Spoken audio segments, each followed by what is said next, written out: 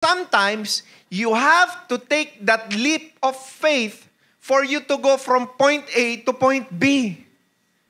Kailangan mo talaga ng risk sa buhay. Hindi po pwedeng wala. Kasi marami sa atin, pag nagkaroon ng problema, nagkaroon ng challenges, takot na ulit mag-take ng risk. Kailangan mo sa buhay.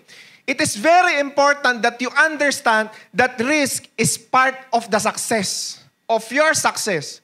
Kailangan mong mag-take ng risk. Kung hindi ka mag-take ng risk, walang mangyayari, hindi ka makakaalis dyan sa comfort zone na kinalalagyan mo ngayon. Tama, mali? Kailangan may risk, may sugal talaga sa buhay. Sir, ano bang gagawin ko? Nalulugi ako. Subok lang ulit. Sir, baon na ako sa utang. Subok lang ulit. Tarantado ka, sir. Ano ba yan? Baon na nga eh. Tapos sasabihin mo, subok lang ng subok.